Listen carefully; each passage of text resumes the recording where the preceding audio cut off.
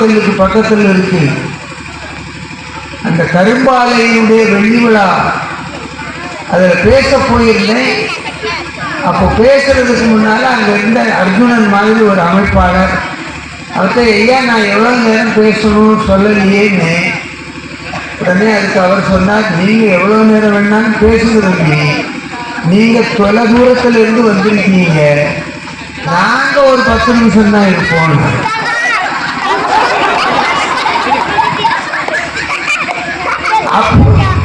அப்புறம் எனக்கு அங்கே என்ன வேலை? அன்னைக்கு விட்டையா அமைப்பாளர்கள்ட்ட எந்த பேச்சுவார்த்தையும் வச்சுக்கப்படாது.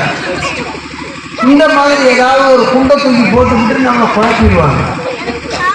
அதனால இப்ப நான் என்ன பண்றேன்னா, நிகழ்ச்சியில கேட்பவர்களினுடைய முகங்களை நான் கவனமாக பார்க்கிறேன். அவர்கள் கேட்பதாக இருக்குமானால் தொடர்வேன், இல்லை கேட்பது போல் இருக்கிறார்கள் அப்படின்னா, எங்கள் பள்ளிக்கூடத்து பையங்கள்லாம் எங்கள்கிட்ட படிக்கிற பையங்க படித்த காலங்களில் என்ன பண்ணுவாங்கன்னா, பாடம் கேட்டது போல் இருப்பாங்க, கேட்க மாட்டாங்க. வீடுகள்லாம் முன்னமெல்லாம் இப்போ அந்த பழக்கமே சுத்தம். அதுலேயும் உங்கள் பகுதிக்கெல்லாம் வந்தால் தாம்பூலம் வெற்றிலை சாப்பிட்டு முடிச்ச உடனே எல்லா வீட்லேயும் ஒரு சத்தம் கேட்கும், தாத்தா சாப்பிட்டாங்க, தாம்பூலத்தை எடுத்து கொடு. இன்னும் கொஞ்ச நாள் போனது, தாத்தா சாப்பிட்டாங்க, வெத்தலை எடுத்து கொடு அப்படின்னாங்க.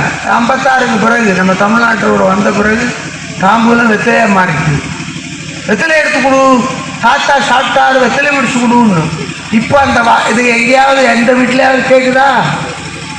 கேட்கல. எந்த வீட்லையும் தாத்தா சாப்பிட்டாரு, பாட்டி சாப்பிட்டுட்டா வெத்திலையை மடிச்சு கொடுங்கிற வார்த்தையே கேட்கல. ஆனால் இப்படி ஒரு சத்தம் கேட்டுக்கொண்டே இருக்கிறது. ஏமா தாத்தா சாப்பிட்டாங்க, அந்த மாத்திரையை எடுத்து கொடு. மாத்திரையை கொடுக்கலன்னா தாத்தா மறுநாள் காலையில யாருக்கும் தெரியாம யாத்திரை. காலத்தினுடைய மாற்றம் நம்மை நாகரீகத்தில், நவநாகரீகத்தில், பக்தியில், குடும்ப உறவுகளில் எல்லாவற்றிலும் நம்மை மாற்றி கொண்டிருக்கிறது இல்லையா? கோயில் வழிபாடுகள் இன்று கூடியிருப்பதற்கு என்ன காரணம்? இதற்கெல்லாம் விடை சொல்றதுக்கு தான் இங்க 4 பேர் வந்திருக்காங்க. நான் தொடக்கத்திலேயே நிறைய பேசி நேரத்தை வீணடிப்பதை விட இல்லையா, தலைப்புக்கு நேரம் வந்துடலாம்னு நினைக்கிறேன். மன மகிழ்வும் மகிழ்ச்சியும் நிரம்ப தருவது. கோயிலுக்கு வந்தீங்க, சாமி கும்பிட்டீங்க, அம்மா ஒல்சான் விளை இசைக்கு அம்மா என் பிள்ளைகளுக்கு நல்ல புத்தியை கொடுத்தாயே. இது சத்தம் போட்டு சொன்னால் பின்னால் இருக்கிற பிள்ளையும் மண்டையில் கொட்டிடும். ஏன்னா அவ்வளவு நான் புத்தி கட்டவளான்னு என்ற விஷயமா கேட்டுக்கிறோம். கேட்குறோமா இல்லையா? நமக்கு அந்த அருள் கிடைக்கிறதா இல்லையா? அப்போ மகிழ்வும் மன அமைதியும் தருவது கோயில் தானே என்று பேசுவதற்கு இங்கே 2 பேர் வந்திருக்கிறார்கள். இவர்களிலே முதலிலே தொடங்கி பேச இருப்பவர் அன்புக்குரிய பேராசிரியர் ஜெயக்குமார் அவர்கள்.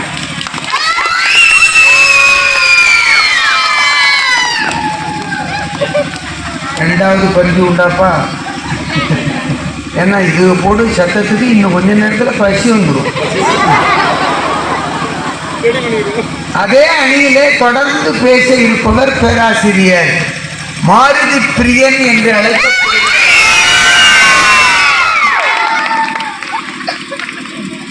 ஜெயபோஸ் அவர்கள். இங்கே குடும்பம் தான் மன அமைதியும் மகிழ்ச்சியும் தருகிறது என்று பிறந்த குடும்பத்தையும் உண்டாக்கி சேர்ந்த குடும்பத்தையும் ஒட்டவிடாமல் செய்வதில் முயற்சி எடுத்துக் கொண்டிருக்கிற பேராசிரியர் விஜி அவர்கள். ஆமா என்று சொல்வதை போல தலையசைத்துக் கொண்டிருக்கிற சிவலட்சுமி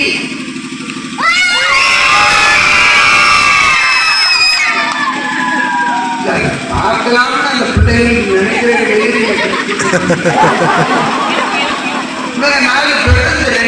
பேசுறாங்க. நீங்க கேட்கறது தெரியும், அப்புறம் நீ என்ன பேசுற? நாம இவங்க பேசுறது எப்படின்ட்டு அவன் தெளிவா சொன்ன. நடுவருக்கு எந்த வேலை? அந்த நாட்டை பிடிக்கி இங்க நடுவார், இந்த நாட்டை பிடிக்கி அங்க நடுவார். அவர் ஒரு சிறந்த நடுவர். கோயில் என்பது வீட்டுல பூஜை அறைகள் இருக்குது, பேரளவுக்குத்தான் இருக்கே தவிர மனமாற அங்க உட்கார்ந்து ஒரு 15 நிமிஷம் நான் தியானம் பண்ணுவேன் அப்படின்னு சகோதரர்கள் கையோசிச்சுங்க பாப்போம். இல்ல, 1-2 தான் இங்க இருக்க. 400 பேர், 400 பேர்ல 3 பேர் கைவசத்து. அவர் நீ விளக்கே ஏற்ற தெரியாதவங்க கைவசத்த. ஒரே ஒரு கேள்வி கேட்குறேங்க. நான் வருகின்ற பொழுது அத்தனை ஆண்களும் நிம்மதியா உட்கார்ந்து சாப்பிட்டுட்டு இருந்தாங்க. ஏன் தெரியுமா? ஐயோ, வீட்டில் அவா போடுற அந்த சோத்து பருக்கையை தின்னு தின்னு நாக்கெல்லாம் செத்து போச்சு. இந்த கோயில்ல போடக்கூடிய சோறை சாப்பிட்டேன்னா எவ்வளவு திருப்தியா, கம்பீரமா, மகிழ்ச்சியா இருக்காங்க. உபயம் செய்யக்கூடியவர்களுக்கு கோடி புண்ணியங்க, கோடி புண்ணியம். கை தட்டுங்க. ஏன்னு சொல்ல முடியுமா? உபயதாரருக்கும் மகிழ்ச்சி. ஏன் தெரியுமா? வயறார சாப்பிட்டு நீ நல்லா இருக்கணும் நீ சொல்லிட்டு போறாங்கல்ல, இந்த வாழ்த்து சாப்பிடுபவர்களுக்கும் கிடைக்குது, போடுபவர்களுக்கும் கிடைக்குன்னா இந்த மகிழ்ச்சி, மனநிறைவு எங்க இருக்குது? ஹோட்டல்ல போய் ஒரு 100 ரூபாய் கொடுக்கறதுக்கு நம்ம யோசிப்போம். ஒரு காய்கறி கடையில போய் பேரம் பேசுவோம். மீன் வாங்கிறதுக்கு பேரம் பேசுவோம். 10 ரூபாய் 15 ரூபாய்க்கு 2 ரூபாய்க்கு பேரம் பேசுவோம். ஆனா இங்க அம்பாளுக்கு செய்யக்கூடியது எனக்கு புண்ணியம் என்று எத்தனை ஆயிரங்கள், எத்தனை லட்சங்களை நான் செலவு பண்ணுகிறேன் என்று சொன்னால் அதுதான் எனக்கு மகிழ்ச்சி. இல்லைன்னு சொல்ல முடியுமா? இப்ப சொல்லுங்க, மன நிறைவு, மகிழ்ச்சி வீட்டில, கோயில்லையா? கோயில்ல. கோயில்ல அவன் எங்க பொண்ணு கட்டிருந்தா தெரிஞ்சிருக்கா அமங்கப்படக்கூடிய பாடு. தம்பி, டென்ஷன் டென்ஷன் டென்ஷன். எங்க? வீடு ரிலீஃபா இருக்கணும்னா எங்க இருக்கணும்? கோயில். வீட்டுக்கு போனா நீதிபதி, கோயிலுக்கு போனா பக்தி வரும். பக்தி வரும் இல்லாமா? கோயில் போனா. வீட்டுக்கு போனா பயபக்தி வரும். பக்தி வரணுமா? பயபக்தி வரணுமா? பக்தி வரணும். பயபக்தினாலும் பயந்து சாகணும். மனைவி கணவனை பார்த்து பயப்படுறது, கணவன் மனைவியை பார்த்து பயப்படுறது, மாமியார் மருமகள் சண்டை, குடும்பமே நாரி கிடக்குதுங்க. ஒருத்தி ஒரு செங்கலை வச்சு சொன்னா, அடியே இதுதான் ராசி கல்லுன்னு பக்கத்து வீட்டுக்காரிட்ட போய் போடி பைத்தியக்காரி, இது செங்கல் இல்ல, இது எப்படி ராசிக்கல்லா ஆகணும்னா, இல்ல இந்த கல்லு தடிக்கு விழுந்துதான் என் மாமியார் செத்தா, அதனால இது ராசிக்கல். அந்த கல்லு எங்க இருக்கீங்க? பக்கத்துல பத்திரமா வச்சிருக்கேன். வேணும்னா சொல்லுங்க, பார்சல் போட்டு அனுப்பிடுறேன் நீதிபதிகளே. ஒருத்தி சொன்னா என் மாமியார் கிணத்துல விழுந்து செத்துட்டான்னா, இவா சொன்னா என் வீட்டுல இருந்தான் கிணறு நடக்கு, ஒண்ணுமே நடக்க இல்லையா. அவ சொன்னா அதுவா நடக்காது, நாம தான் செட்டப் பண்ணணும்னா. கிணறு இருந்தா போதாங்க, நாம தான் செட் பண்ணணும். இன்னொரு வீட்டுல ஒரு மாமியார் சொன்னா என் மருமகளுக்கு அக்கிரமம் தாங்க முடியலன்னா என்ன சொல்ற? என் மருமக என் படத்தை பெருசா வீட்டு முன்னாடி மாட்டிருக்கிறது நல்ல விஷயம் தானே. அதை என்ன எழுதி வச்சிருக்கா தெரியுமா? என்னை பார் யோகம் வரும்னு எழுதி வச்சிருக்கா. கழுதைக்கு எழுத வேண்டியது எல்லாம் மருமக மாமியாருக்கு எழுதி வச்சிருக்காங்க. நீதிபதி அவர்களே, கோயில் விளங்க குடி விளங்கும், ஆலயம் தொழுவது சாலவும் நன்று, கோயில் இல்லா வீரிலே குடியிருக்க வேண்டாம். ஏன் சொன்னாங்க? கோயில் இல்லாத ஊரிலே குடியிருக்க வேண்டாம் என்று சொல்லி இருக்கிறார்கள் என்று சொன்னால் உனக்கு மன அமைதி, நிம்மதி, மகிழ்ச்சி தரக்கூடியது கோயில். அதனால கோயில் இல்லாத ஊரில் குடியிருக்க வேண்டாம் சொன்னாங்க. ஐயா, நம்முடைய குடும்பத்துக்கு பேர் என்ன தெரியுமா? சிவ குடும்பம். பேர் என்னது? சிவ குடும்பம். கோயிலும் குடும்பமும் ஒண்ணுதாங்க. ஒரு குடும்பம் எப்படி இருக்கணும் தெரியுமா? கோயிலை போல் இருக்க வேண்டும் என்று சொல்வார்கள். இப்போ ஒரு சிவ குடும்பம்னு சிவ குடும்பத்தில் அப்பா யாரு? சிவன், நல்ல பிள்ளைங்க. அம்மா யாரு? பார்வதி. 2 பிள்ளைங்க. யாரெல்லாம்? முருகன், கணவன். இப்போ சிவபெருமானுடைய கலர் எப்படி இருக்கும்? ப்ளூ. சொல்லு. இந்த கலரா? அது ராமன்டா, விஷ்ணு. Blue colour. பொன்னார் மேனியனே புலித்தோலை அரைக்கை செய்தடி பாடியிருக்கோம்ல, பொன்னார் மேனி அப்படி அழகா இருப்பா. யாரு? சிவபெருமான். மனைவி யாரு? பார்வதி. அவளுடைய நிறம் என்னது? விஷ்ணுவுக்கு தங்கச்சி இல்லையா?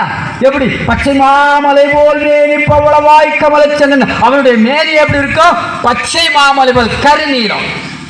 விஷ்ணுவுக்கு தங்கச்சி. இப்போ கணவன் சவப்பா இருக்காரு, மனைவி என்ன கலர்ல இருக்கா? கருப்பா இருக்கா. பிள்ளைங்க எப்படி இருக்காங்க?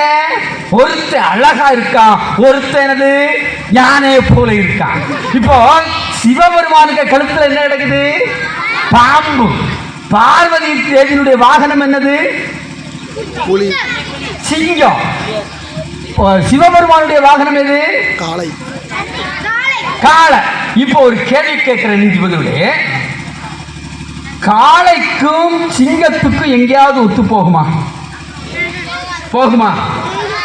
முருகனுடைய வாகனம் என்னது? மயில். பிள்ளையாருடைய வாகனம் என்னது? இந்த மயிலுக்கும் பாம்புக்கும் எலிக்கும் ஒத்து வருமா? ஆனா ஒத்து வராதது எல்லாம் ஒரு குடும்பத்தில் வைத்திருக்கின்றார் கோயிலிலே. ஏன் தெரியுமா?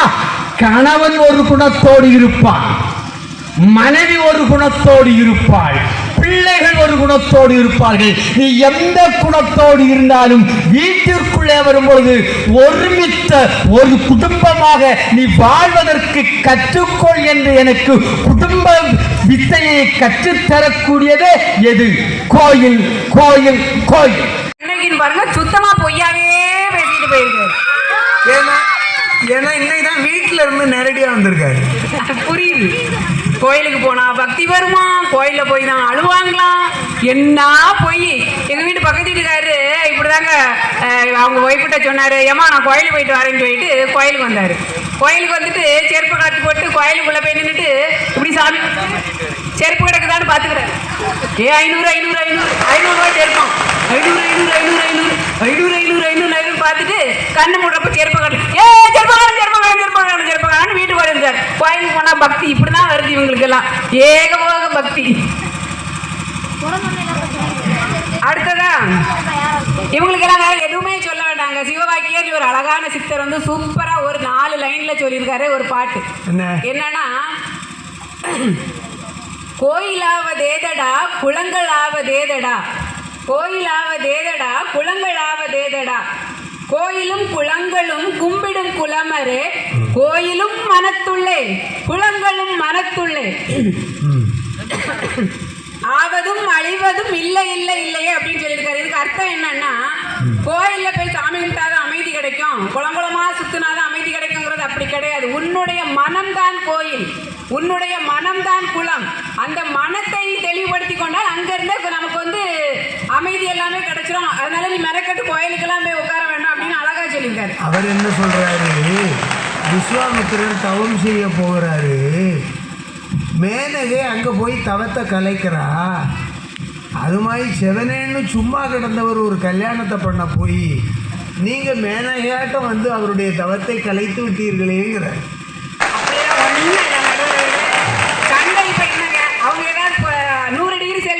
வீட்டுக்கார் கொதி கொதி கொதி கொதி கொதின்னு கொதிப்பாரு. நம்ம ஒண்ணுமே செய்ய வேண்டாம், அப்படியே அந்த ஃப்ரீசர்ல இருக்கிற ஐஸ் கட்டி மாதிரி 0 டிகிரி செல்சியஸ்ல அப்படியே உட்காந்துருங்க, சண்டையே கிடையாது.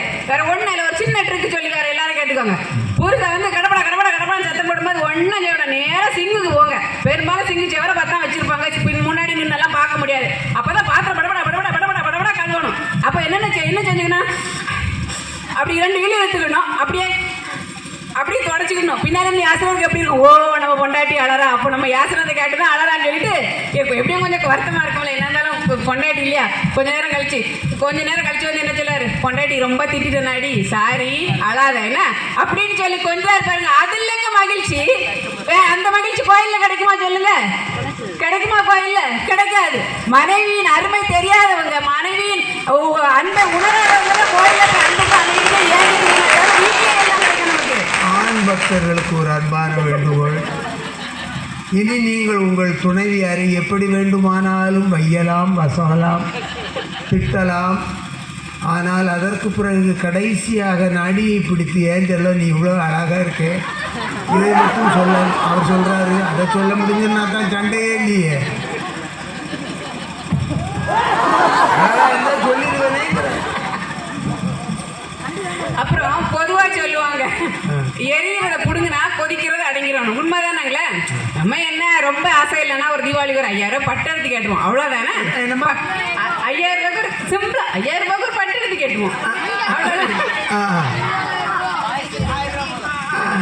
5000 ரூபாய்க்கு பட்டு எடுத்து கேட்டுருவோம், அவ்வளோதானே? பட்டு கேட்டு நாம கொதிச்சா அது அந்த எரியறத புடுங்குற மாதிரி அந்த பட்டு எடுத்து கொடுத்தா நாம கொதிப்போமா? அதை செய்ய மாட்டாங்க. எனக்கு அமைதி இல்லை அமைதி இல்லை அமைதி இல்லைன்னு கோயிலா தெரியுறாங்க. ஆமாம், 5000 ரூபா அவங்ககிட்ட இருந்தால் அவனே ஒரு 50 ரூபாய்க்கு ஒரு வெட்டி எடுத்து கட்டிக்கிட்டு தெரியுவானே. அவனே அம்மாவான தொழில்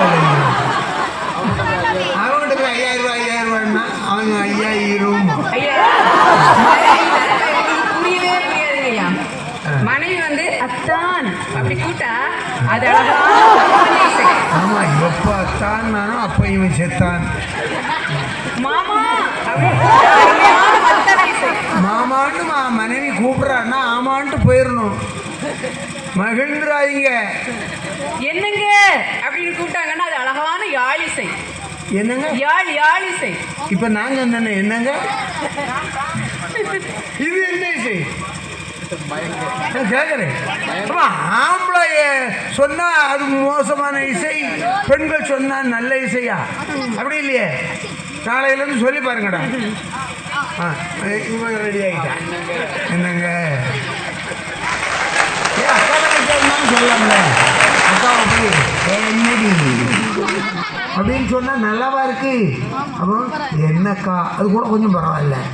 என்னங்கக்கா அப்படின்னு சொல்லுங்க. நீ என்ன சொன்னா அதான் அக்கா செய்வாங்க, அவ்வளோதானே? இதுதானே வாழ்க்கை. அக்காவே இல்லையா? அப்படின்னா ஒத்துக்க மாட்டா. அதனால் போகும்போது பேரை குறிச்சிக்குவாங்க. இவனையும் இவனுடைய அக்காவுக்கும் ஒரு பஞ்சாயத்தை உண்டாகி இன்னைக்கு ராத்திரி அதுக்கு தீர்ப்பு சொல்லிட்டு தான் போகணும். புருஷா அப்படின்னு அன்பா கூப்பிட்டால் புல்லாங்குழல் இசை. ஏமா கொஞ்சம் கேளுங்கம்மா, காது கொடுத்து. நாளையிலேருந்து அப்படி சொல்லாங்க. இப்போல்லாம் நிறைய பேர் பேரே சொல்கிறான் புருஷனே. அன்னைக்கு ஒரு வீட்டில் போனேன். அந்த வீட்டில் அந்த அம்மா Saravanan what are you doing there? Saravanan நான் போய் பக்கத்து வீட்டுக்காரிவா இப்போ தான் வாடகைக்கு வந்திருக்கா. ஏம்மா சரவணங்கிறது பையனுக்கு பேரான்னு.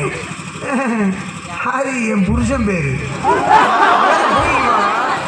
புருஷான்னு சொல்லணுமா? அதை சொல்லுங்க. என்ன பேசினாலும் புத்தம் நல்லாவே இல்லை அமைதி இல்லைன்னு கோயிலுக்கு போறீங்கல்ல, அப்படி ரசிங்கன்னு சொல்றேன். புரியுதா? இப்போ இவர் வந்திருக்கூடாது, இவர் வீட்டம்மா வந்திருக்கணும். அப்போ புரிஞ்சிடும். கோயிலுக்கு போனா கூட நமக்கு என்னங்க கேட்குறோம்? என் புருஷனுக்கு நல்ல புத்தியை கொடுன்னு தானே கேட்குறோம். ஏதாவது கேட்குறோமா? நல்ல புத்தியை கொடுத்துருன்னு தானே கேட்குறோம். ஏமா நீங்கள் அங்கே இருக்கிறவங்களும் கை தட்டலாம். ஏன்னா இது ரொம்ப முக்கியமான விஷயம். கோயிலுக்கு போகிறது எனக்கு நல்ல புத்தின்னு கேட்குறேக்கா, என் பிள்ளைக்கு நல்ல புத்தி கொடுன்னு கேட்குறேக்கா. ஐயா என்ன கெட்டினவனுக்கு நல்ல புத்தியை கொடு எங்கள் அம்மான்னு. உலகத்தில் மரமட்டையும் கிடையாதுன்னு நம்ம முடிவு பண்ணிட்டோம்.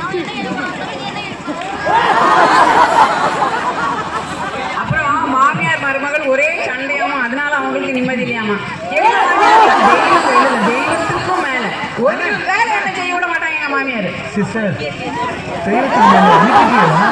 இருக்காங்க, எங்களோட இருக்கா. தெய்வத்திற்கு மேலாக மதிக்கப்பட வேண்டியவர்கள் சொல்றேன். சொல்லுங்கம்மா, அவசரப்பட்டு எதுவும் முடிவு பண்ணிடுறாங்க. குழந்தைய கையில தூக்கிட்டே தெரிய முடியுமாங்க? ரொம்ப கஷ்டமா இருக்கும் எனக்கு. வேற ஒன்னும் செய்யல. அத்தை அந்த பக்கத்து வீட்டு நளினி சொல்லுதா, இந்த பையன் உங்களை மாதிரியே இருக்கான்னு சொல்லுவா. அவ என்னத்தான் சொல்லுது, அப்படியே அச்சசல் உங்களை மாதிரியே இருக்கான் பத்தியலா, அந்த மூக்க பத்தியலா அத்தை, அந்த சிரிப்பை பத்தியலா அத்தை, உங்களை மாதிரியே இருக்கான் அத்தைன்னு சொன்னேன். அதோடு எங்க அத்தை என் பையனை கீழே விட்டதே கிடையாது. எனக்கு ஒரு வேலை குறைஞ்சா அந்த கண்ட வருமா சொல்லுங்க கிடையாது. அடுத்தால ஒரே சமையல் வேலை, கச கச கச தான் டெய்லி சமையல் வேலை. பார்த்தேன் ரொம்ப கஷ்டமா இருந்துச்சு. அத்தை இங்க பாருங்க, என் சமையல் உங்க மகனுக்கு பிடிக்கவே இல்லையா. இந்த தோசை சுடியா சொல்லியாரு, எங்க அம்மா செய்ய தோசை மாதிரி இல்லைங்காரு. அத்தை நீங்க என்னத்தை போட்டு செஞ்சிய? அது நாங்க எல்லாம் முன்னாடி அளவா செய்வோம்ல, அப்படி கொஞ்சம் நீங்க செஞ்சு கொடுத்துருங்க, நான் கொடுத்தா திங்கவே மாட்டேங்காருன்னு சொன்னேன். அதோட வேலை முடிஞ்சுது. நான் வீட்டுல ஒரு வேலை செய்யறது கிடையாது. இதெல்லாம் வாழ்க்கைக்கு வேண்டிய தொழில் ரகசியம். நல்லா புரிஞ்சுக்கோங்க. இதுவரை நான் எந்த மேடையிலையும் இந்த சிந்தனையை நான் கேட்டதே இல்லை. அதாவது ஒரு மாமியாரை எப்படி வேலைக்காரி ஆக்கலாம், அப்படி ஆக்க படிச்சுட்டீங்கன்னு வைங்களேன், நம்ம தான்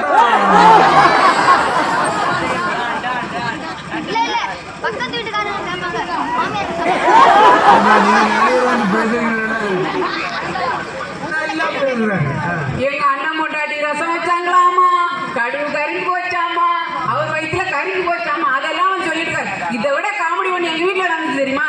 ஒரு நாள் எங்க அத்தைக்கு உடம்பு சரியில்லைங்க, படுத்துட்டாங்க. எங்க வீட்டுக்காருக்கு ஃபோன் பண்ணி சொன்னேன், எனக்கு அத்தை வந்து ப்ரெஷர் ஜாஸ்தி ஆயிடுச்சு போல, விழுந்துட்டாங்க அப்படின்னு சொன்னேன். உடனே ஓடி வந்தாரு. என்னாச்சு ஒன்றும் இல்லை, என்ன படுத்துதான் இருக்கான். எங்க அம்மாவுக்கு வெண்ணி கொடுத்தியா? வெண்ணி வேணுமான்னு கேட்டேன். வேண்டாண்டா, வரி இருக்கு அவனுக்கு, அவன் அப்படிதான் சொல்லுவான், நம்ம தான் காய்ச்சி கொடுக்கணும்ட்டு ஓடி போனார் வெண்ணி போடுங்கன்னுட்டு. நானும் மணியை பார்த்துட்டு இருக்கேன், வெண்ணி போடு 1/4 மணிக்கு போச்சு, 1/2 மணிக்கு போச்சு, 3/4 மணிக்கு போச்சு. இவர் என்னத்தடா போட்டு வெண்ணி போட்டுட்டு இருக்காரு பாக்க. பெரிய பான் எடுத்து அடுப்புல வச்சிருக்காரு, இவ்வளவு தண்ணி விரவ எடுத்து வச்சிருக்காரு, ஓயில வச்சிருக்காரு, தீ எரிஞ்சுக்கிட்டே இருக்கு. என்னடா இவ்வளவு பெரிய தீ எரியுது, வெண்ணி போட்ட மாதிரி இல்லையான்னு பானைக்குள்ள எட்டி பார்க்க தண்ணியே இல்லை. 3/4 மணிக்கு வந்து வெண்ணி போடு, அவன் வெண்ணி போடுறதான வந்து தண்ணி எங்க? ஆமா மறந்துட்டேன்னு அப்புறம் பார்த்துடுங்க. அதுல எங்க அக்கான இருந்து என்ன தெரியுதுன்னா, உணர்ச்சி வசப்படுகிற பொழுது என்ன செய்யறோம்னு கையும் ஓடாது காலும் ஓடாது. கணவனுக்கு அப்படி இருந்திருக்கு. இந்த அம்மா கச்சலை ஆட்டம் நின்று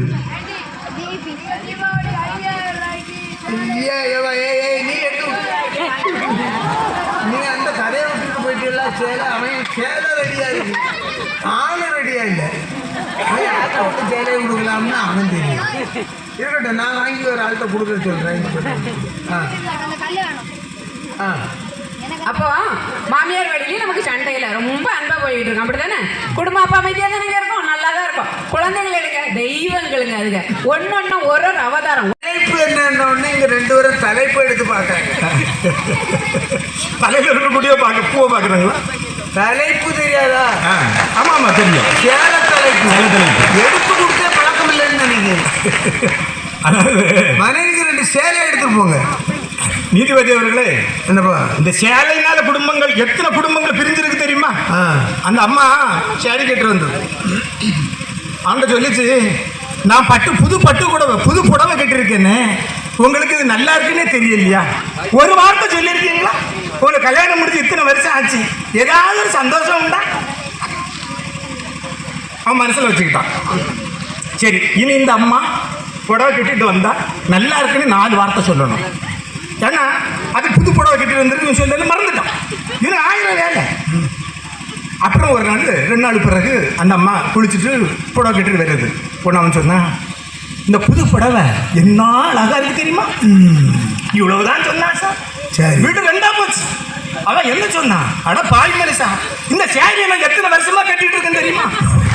இதை போய் புது புடவைங்கிறாங்க சார். வாங்கிருந்தா பிரச்சனை சார். இந்த பிரச்சனையான வாழ்க்கையில இங்கதான் சந்தோஷம் இருக்கு, இங்கதான் அமைதி இருக்குன்னா யாராவது நம்புவாங்களா சார்? அவர்களுக்கு நம்பிக்கை இருக்கலாம், நமக்கு உண்டா? இதான் கேள்வி. இவரெல்லாம் வீட்டுக்கு போனா வாயை திறக்கிறது இல்லை. மேடையோட சரி, ஏன் குடும்பம் நல்லா இருக்கு, நீங்க எதுக்கு வாயை கொடுத்து வம்பல மாட்டேங்கிறீங்க? செவனேன்னு போயிட்டு செவனேன்னு வந்துட வேண்டியதா இருக்கு. ஆனா நீதிபதி அவர்களே, நம்ம கிரகம் சொல்லுவாங்க பார்த்தீங்களா, அது நம்ம இருக்க விடாது, எதையாவது பேச வைக்கும். நீதிபதி அவர்களே, அதாவது இன்பம்னா என்ன, மகிழ்ச்சின்னா என்ன? இப்போ வந்து நம்ம வரும்போது இந்த பிள்ளைகள் ஐஸ் சாப்பிடுறது பார்த்தீங்களா, அப்போ அந்த தாகம் எடுத்த தொண்டைக்கு ஒரு ஐஸ் கிடைச்சா அந்த நேரத்தில் மனசுல ஒரு சந்தோஷம், அது மகிழ்ச்சி கிடையாது, அது ஒரு களிப்பு. பணம் இல்லாதவனுக்கு பணம் கிடைச்சதா அது இன்பம் இல்லை, அது களிப்பு. பசியோடு இருக்கக்கூடியவனுக்கு சாப்பாடு கிடைச்சதா அது இன்பம் இல்லை, களிப்பு. ஏமா களிப்புன்னா எச்சி வெளிப்புன்னு நினைச்சிடாங்க, மகிழ்ச்சின்னு அர்த்தம். ஆமா, ஆனா அது நாம இல்லை, இறைவனை சந்தித்து இறைவனை தரிசனம் பண்ணி இறைவனுடைய சிந்தனையிலே இருக்கிற போது உள்ளத்திற்கு கிடைக்கிறதெல்லாம் ஒரு ஆனந்தம். அதுதான் மகிழ்ச்சி, அதுதான் நிரந்தரமான மகிழ்ச்சி. இன்றைக்கு சராசரி வாழ்க்கையில் நாம் அடையக்கூடிய ஆனந்தங்கள் மகிழ்ச்சிகள் எல்லாம் அற்ப சந்தோஷம், அது சிற்றின்பம் என்று ஞானிகள் சொல்வார்கள். ஆகவே இந்த தலைப்பு என்பது மகிழ்வு என்பது இறைவனுடைய அனுக்கிரகத்தால் இறைவனுடைய தரிசனத்தால் நமக்கு கிடைக்கக்கூடிய மகிழ்ச்சி, அதுதான் மகிழ்ச்சி. இதை நம்ம வரையறுத்துக்கிடணும். இந்த மகிழ்ச்சியை ஒரு குடும்பம் தருமா? தராது, தராது. அந்த மகிழ்ச்சியை அடைவதற்கு குடும்பம் தடையாகத்தான் இருக்குமே தவிர எந்த வகையிலும் குடும்பம் அதற்கு ஆதரவாக இருக்காது. ஒன்று. இன்னொன்று அமைதி. இந்த அமைதி எப்படி வரும் குடும்பத்தில்? இன்றைக்கு குடும்பங்கள் எப்படி இருக்கு? வெளியிருந்து பார்க்கிற போது அமைதியா இருக்கு, ஆனா உள்ள இருக்கக்கூடிய ஒவ்வொருவரும் கொந்தளிச்சுக்கிட்டு இருக்கான். நீங்க கோயில பாருங்க, ஆரவாரமா இருக்கும், பயங்கர சத்தமா இருக்கும். ஒரு பக்கம் வானவேடிக்கை நடக்கும், ஒரு பக்கம் கடையில் இருக்கக்கூடிய சத்தம் இருக்கும், ஆட்களுடைய சத்தம் இருக்கும், ஆரவாரம் இருக்கும். ஆனா கோவிலை சுவாமி தரிசனம் பண்ணிட்டு வெளியே வந்தா மனது அமைதியாக இருக்கும். இதான் சார் வித்தியாசம். இது குடும்பங்களில் உண்டா? இதான் கேள்வி. கிடையாது. இன்றைக்கு ஒவ்வொரு குடும்பங்களும் எப்படி இருக்கின்றன? பிரச்சனை, பிரளயம், கலகம், கலவரம், குழப்பம், போர்க்களம், ரணகளம், இதுதான் ஒவ்வொரு குடும்பமும். இப்படிப்பட்ட குடும்பத்திலிருந்து நமக்கு எங்கே அமைதி கிடைக்கும்? எப்படி ஆனந்தம் கிடைக்கும்? இதுதான் பிரச்சனை. நீதிபதியர்களே, ஒரு கணவனுக்கும் மனைவிக்கும் புரிதல் இருக்கா? பெண்கள் எல்லாம் ரொம்ப ஆர்வமா குடும்பமே அணியில் பேச இருக்கிற சிவலட்சுமி அவர்களுக்கு ஆதரவு தெரிவிக்கும்படி கேட்டுக்கொள்ளும். அகர முதல எழுத்தெல்லாம் ஆதி பகவன் முதற்றே உலகு. அவையோர் அனைவருக்கும் என் இனிய இரவு வணக்கங்கள். மன நிம்மதியையும் மகிழ்ச்சியையும் தருவது கோயிலா குடும்பமா? நடுவர் அவர்களே, துளி கூட சந்தேகம் இல்லை, குடும்பம்தான். இந்த மைக்கு கொஞ்சம் தாத்து வைங்கப்பா. பாவம், அது இந்த கடிச்சு விடக்கூடாது மைக்கு.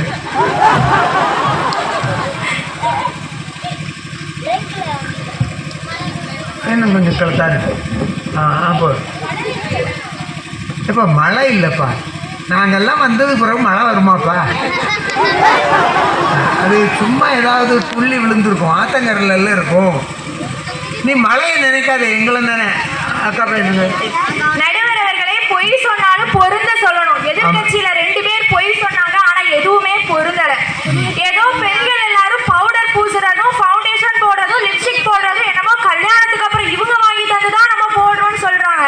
இந்த உட்கார்ந்து இருக்காங்களே குட்டி பிள்ளைங்க எல்லாம், இவங்களுக்கெல்லாம் அவங்க கணவர்களை வாங்கி கொடுத்துருக்காங்க. அடிச்சாராட்டி பாருங்க.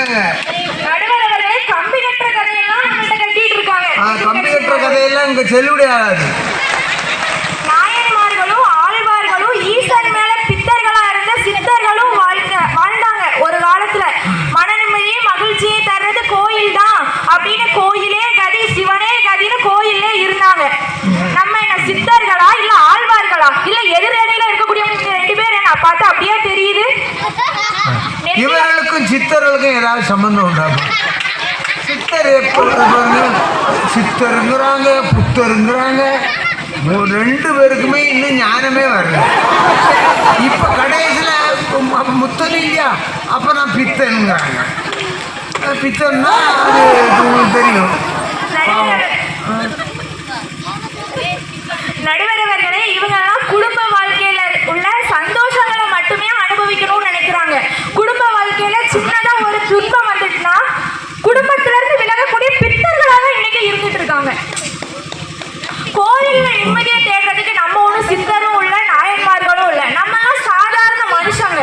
நமக்கெல்லாம் நிம்மதி மகிழ்ச்சிங்கிறது குடும்ப வாழ்க்கையில தான் நடுவர் அவர்களே. ஆமா, நீங்க ஏய் தம்பி இங்க பாரு, 1 2 3 4 நீ சாமி மாலை போட்டிருக்க. இப்போ ஒன்று ஏதாவது வந்தோம்னா ஐயப்பனை வந்ததா அவர் மலையிலேருந்து புறப்பட்டு எங்கள் வீட்டுக்கு வந்து விடுவார்.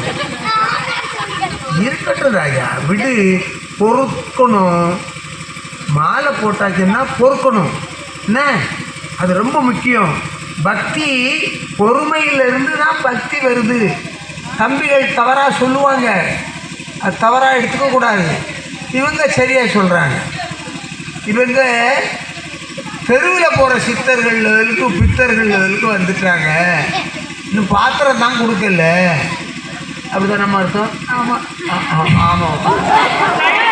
வள்ளுவர் அழகா சொல்லியிருப்பாங்க, மக்கள் மெய்தீண்டல் உடற்கின்பம், மற்றவர் சொற்கேட்டல் இன்பம் செதுக்கின்னு. தான் பெற்ற பிள்ளை தனக்கு ஒரு முத்தம் கொடுக்கும் பொழுது வரக்கூடிய சந்தோஷம் எத்தனை கோயில்ல எழுதி எத்தனை கோயில்ல போய் நம்ம சாமி கும்பிட்டாலும் அந்த சந்தோஷம் வராது.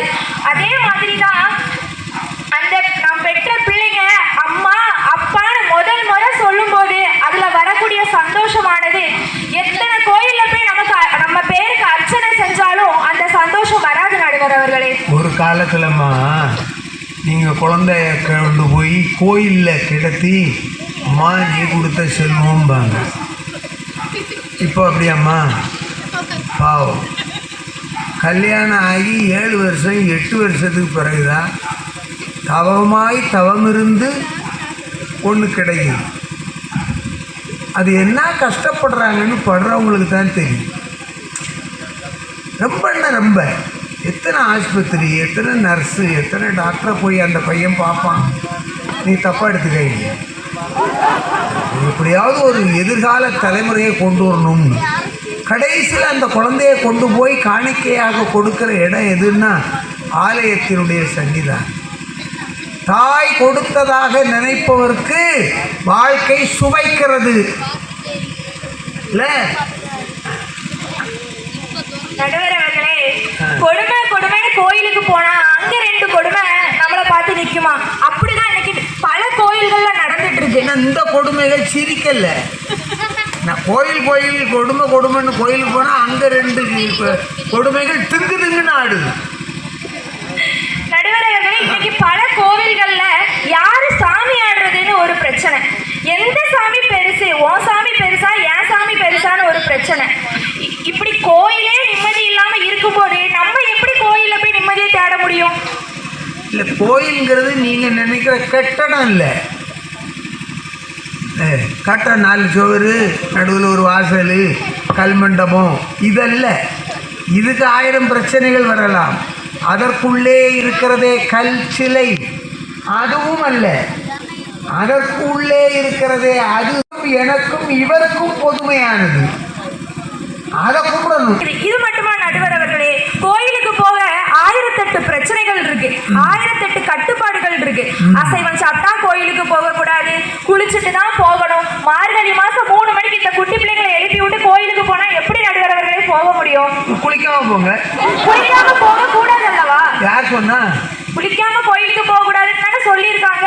நீராவி விட்டு தானே கோயிலுக்கு போனோம். கண்ணப்ப நாயன் என்று ஒரு நாயனார் காளத்தி மலையிலே இருந்தான்.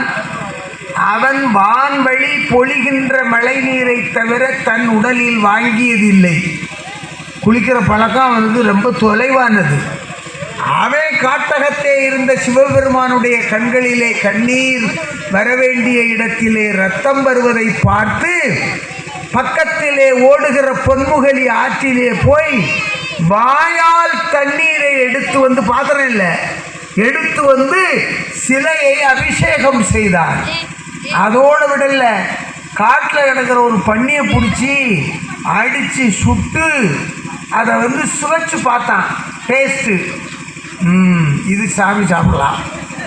இன்னொரு துண்டை எடுத்தான், வேக இல்லை, இது நாம் அப்புறம் சாப்பிடலாம் என்று நன்று இது என்று என்று எண்ணி எண்ணி இறைவனுக்கு படைத்து தன்னுடைய வாழ்நாளை சிவத்தொண்டு புரிந்தவன் சாதாரணமான திண்ணப்பன். இதனால் கண்ணப்பன் ஆனானே. அவன் எங்க போய் குளிச்சான்? நடுவர் அவர்களே, அவரு நாயன்மார், கோயிலே கதின்னு இருந்தவங்க, அதனால ஓகே. இப்ப உள்ளவங்க அப்படியா இருக்கிறாங்க இல்லையா? எல்லாத்தையும் விடுங்க. நம்ம கோயிலுக்கு எதுக்கு போறோம்? குடும்பத்துல நிம்மதியும் மகிழ்ச்சியும் நிலைக்கணும்னா போறோம். போற நேரத்தை பொறுத்து இல்லை. கோயிலுக்கு நாம எதுக்கு போறோம்னா போற டைமை பொறுத்து. பந்தி போட்ட பிறகு போனா சாப்பிட போறோம்னு அர்த்தம். நியாயமா கோயில்ல சாமி கும்பிடணும், சாமி கிட்ட கேட்கணும்னா எதை கேட்போம்? கடவுளே குடும்பத்துல நிம்மதிதா, மகிழ்ச்சியத்தா, குடும்பத்துல நிம்மதியத்தா, குடும்பத்துல மகிழ்ச்சியத்தான்னு கேட்போமே தவிர கோயில்ல தான் எனக்கு நிம்மதியா இருக்குதுன்னு சொல்லிட்டு விடிய விடிய நம்ம என்ன கோயில்லையா இருக்கிறோம்? ஒரு வாரத்துக்கு நம்ம எல்லாம் எத்தனை நாளுங்க கோயிலுக்கு போவோம் சொல்லுங்க.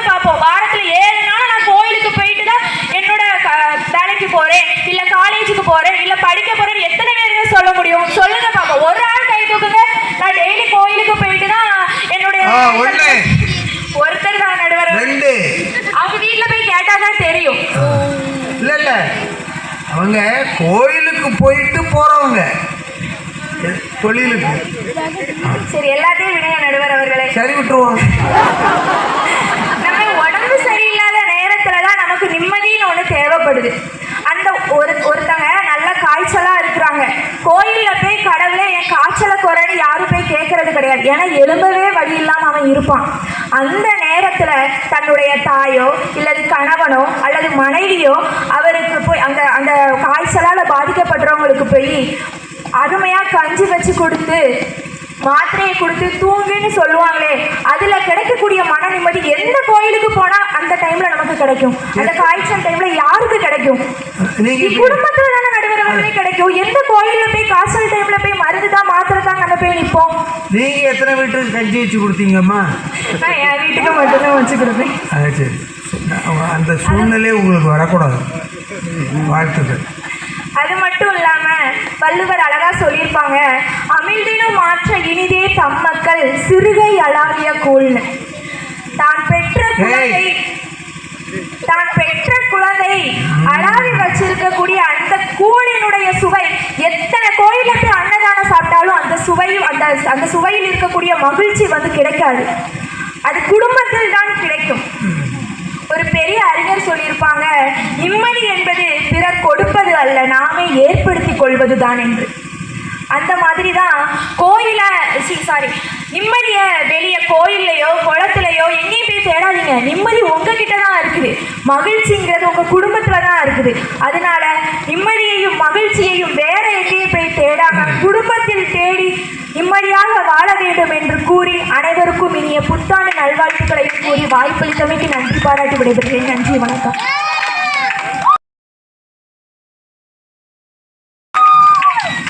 பேரன்பிற்கும் பெருமதிப்பிற்கும் உரிய பெரியோர்களே, தாய்மார்கள், அது அடுத்த கேள்வி. உனக்கு கோயிலும் குளங்களும் தேவையில்லையா என்று கேட்டால் எனக்கு உனக்கு தேவை. அப்படியானால் யாருக்கு தேவையில்லை? உள்ளத்தில் உள்ளானடி அதை நீ உணர வேண்டுமெனி உள்ளத்தில் காண்பாயெனில் கோயில் உள்ளேயும் காண்பாயடி. நல்லா புரிஞ்சுக்கோங்க. கடவுள் எங்க இருக்கான்னு கோயிலை சுற்றி அலைஞ்சா தேரோடு மீதி கண்டேன், தெப்பக்குளம் கண்டேன், தேவாதி தேவனை தேடியும் காணவில்லை. உடனே கோயிலுக்கு போறவா வந்தவா சொன்னா, அவன் உள்ளத்தில் உள்ளானடி அதை நீ உணர வேண்டுமடி உள்ளத்தில் காண்பாயெனில் கோயில் உள்ளேயும் காண்பாயடி. நீங்க மனத்தகத்தே காணாத இறைவனை எந்த 4 சுவருக்குள்ளும் காண முடியாது. சித்தர்கள் சொல்லி வைத்து விட்டு போன விஷயம். சுட்ட சட்டி சட்டுவம் கரிச்சுவை அறியுமோ அப்படின்னா, ஆக நம்முடைய சித்தர்கள் நமக்கு கடவுள் என்பது யார், அவர் எங்கிருக்கிறார், அவர் எப்படி இருக்கிறார், அவருக்கு உருவம் உண்டா இல்லை உருவம் இல்லையா, ஏன் சில இடங்களில் உருவம் வைத்து வழிபடுகிறோம், ஏன் சில இடங்களில் உருவம் வைத்தும் வைக்காமலும் வழிபடுகிறோம். உருவ வழிபாடு, அருவுருவ வழிபாடு, அருவ வழிபாடு, 3 விதமான வழிபாடுகள் நமக்கு. இசைக்கு அம்மனுக்கு சிலை வைத்து நாம நம்முடைய சிந்தனையை ஓரிடத்திலே குவிய வைத்தால் அது உருவ வழிபாடு. சிலை வைத்தும் வைக்காமலும், சிலை இருந்தும் சிலையை காணாமலும் வழிபடுகிறவனுக்கு அருவுருவ வழிபாடு. அருவத்தாலும் முடியும், உருவத்தாலும் முடியும். எந்த கோயிலுக்கும் போகாமல் இவர்கள் சொன்னதை போல கோயிலாவது எதடா, குளங்களாவது எதடா என்று அலைகிறவர்களுக்கு அவர்கள் இருந்த இடத்திற்கு இறைவன் வருகிறான் என்று பொருள். ஏன் அப்படியானால் அந்த இறைவன் மனத்தகத்தே இருக்கிறான். அகத்தே வைத்துக் கொண்டு புறத்தே அலைகின்ற கேடுகட்ட மானிடர்களை பற்றி எனக்கு கவலை இல்லை என்று ஒரு சித்தன் சொன்னான். அதனால கடவுளை நாம எங்க தேடணும்? கோயிலுக்குள்ளே தேடக்கூடிய கடவுள் எங்கிருந்து தொட வேண்டும்? அகத்தில் இருந்து தொடரும். போகிற இடம் குடும்பம் அல்ல. ஏனென்றால் அது தீர்வு கண்ட இடம், இது தீர்வை தேடுகிற இடம். எனவே ஒவ்வொரு குடும்பமும் அமைதியும் மகிழ்ச்சியும் பெற வேண்டுமானால் அதற்கு பெரிதும் காரணம் குடும்பத்தை விட கோயில்தான் என்று தீர்ப்பு வழங்கி அழைத்து பெருமை சேர்த்த அத்தனை பேருக்கும் நன்றி சொல்லி அமைதியாக இருந்து கேட்டு ரசித்த என் தம்பிகளுக்கும் தங்கைகளுக்கும் என் தந்தையை ஒத்த வயதான பெரியவர்களுக்கும் என்னுடைய நன்றியை சொல்லி உங்களிடமிருந்து விடை பெற்றுக் கொள்பவன் நீலம் மதுமயன். நன்றி நண்பர்.